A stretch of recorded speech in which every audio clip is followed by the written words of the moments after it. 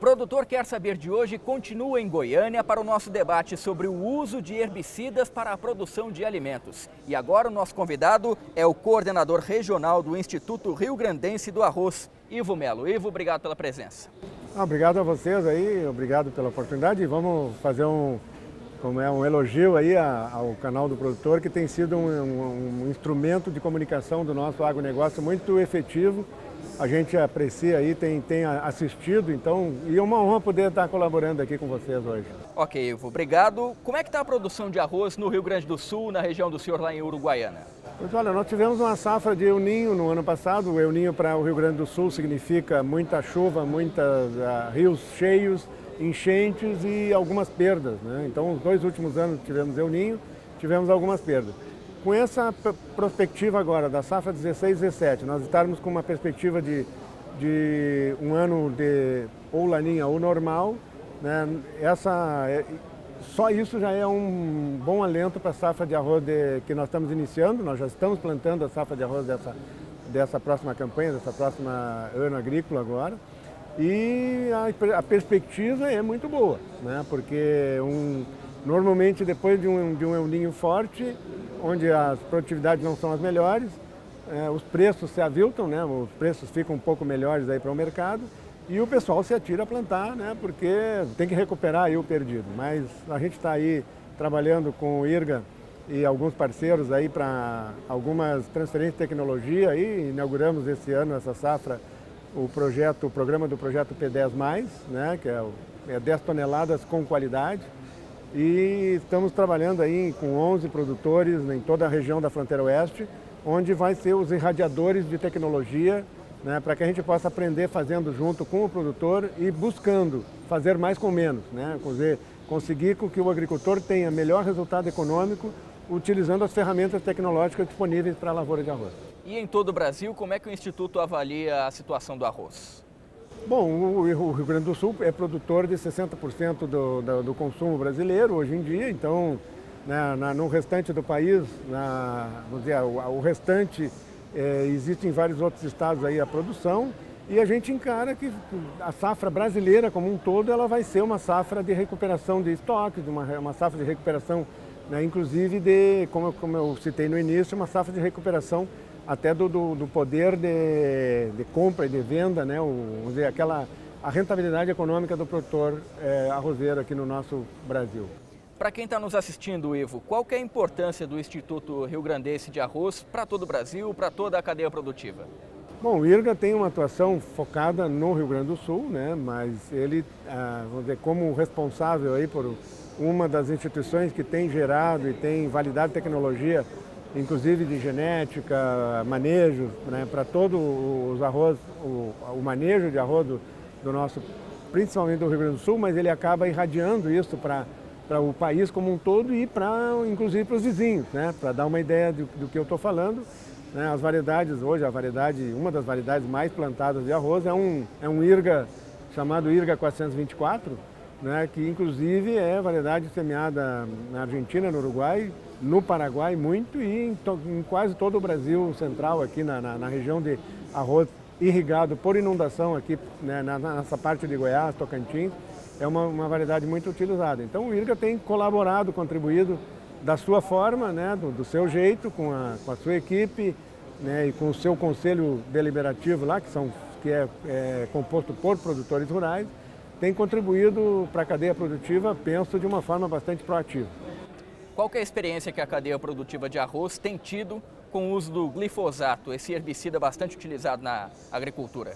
Bom, hoje em dia, falar em agricultura sem glifosato seria até vamos dizer, uma coisa fora de propósito, né? Porque hoje é uma das ferramentas mais bem adaptadas aos sistemas, à tecnologia que foi desenvolvida nos últimos anos. Não existe para nós manejo para alta produtividade sem fazer cultivo mínimo ou plantio direto, né? Procurando o revolvimento mínimo do solo para gastar menos em preparo, menos em atrasar aproveitamento de janela de colheita, né? de plantio.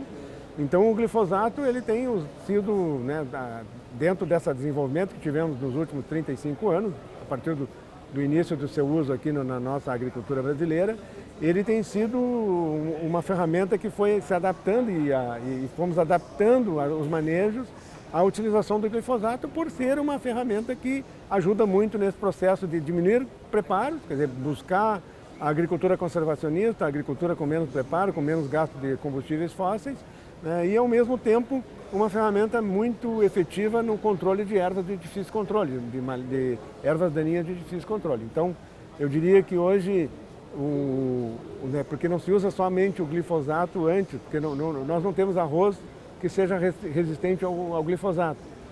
Todos os arrozes eles são suscetíveis ao glifosato. Não existe uma tecnologia transgênica para hoje, não existe a tecnologia aqui no Brasil transgênica para arroz.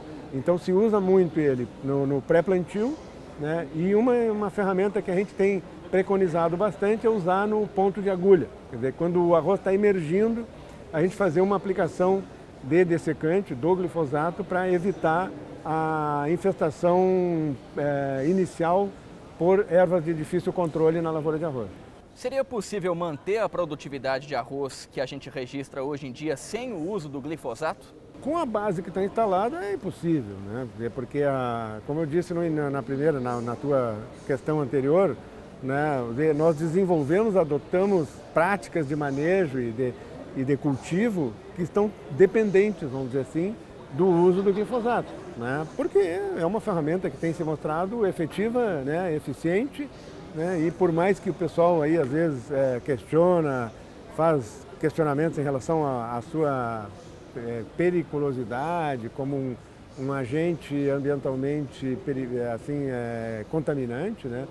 Quer dizer, eu particularmente tenho 31 safras, né? E desde a primeira a gente utiliza glifosato, a gente vê assim que ele não tem, pelo menos aquilo que é alegado aí onde a gente tem escutado, nós não temos observado no campo, né? E dentro das nossas atividades a gente não tem observado nada que comprometa, né, a utilização do glifosato em quantidades, né, que a gente sabe hoje em dia que são bastante elevadas, bem mais do que eram há mais anos atrás. Mas, se a gente for considerar hoje, né, o Rio Grande do Sul que vai plantar 1.100.000 hectares, um pouco menos do que isso talvez, mas vamos considerar isso, a gente tem aí uns 200.000 hectares de pré-germinado, que não utiliza o glifosato, né?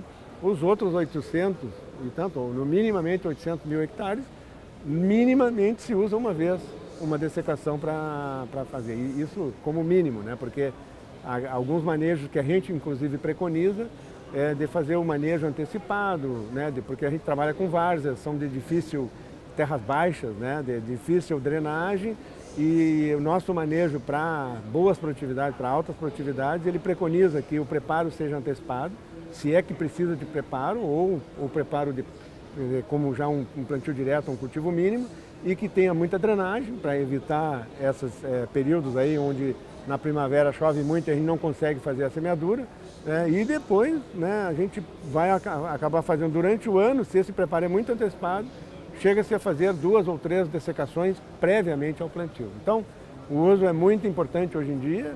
Se nós tivéssemos que retirar ele da nossa, vamos dizer, do portfólio, né, de mercado aí, seria não vamos dizer que seja impossível, mas precisaríamos pelo menos de um tempo para adaptação, né? E não se sabe assim, alternativas hoje não existem para isso, pelo menos até onde a gente conheça, a gente não tem, né? Mudando um pouco de assunto, Ivo, qual que é a importância da manutenção dos recursos hídricos para a produção? Bom, né, todos somos seres vivos, o ser humano e os alimentos que a gente produz, alimentos ou fibra, energia, né? Tudo são seres vivos e, né, pela lógica, sem a água a gente não faz absolutamente nada. Sem água não existe vida, não existe fotossíntese, né? E, na realidade, o produtor rural é um gestor de fotossíntese, né? Ele trabalha, prepara, arruma, ajeita, maneja os seus cultivos e a sua criação, né, baseado em fotossíntese. E sem água não existe fotossíntese. Então a água é um elemento fundamental, primordial, único, né, não tem substituto.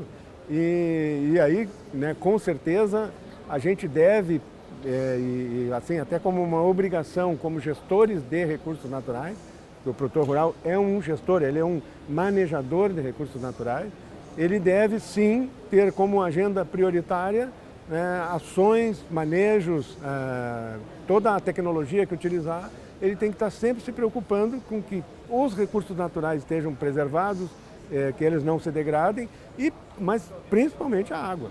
Sem dúvida nenhuma, a água é o recurso natural insubstituível que a gente deve preservar, porque senão nós não vamos ter nenhum tipo de produção, nós vamos perder toda as nossas potencialidades de produção aí no nosso país.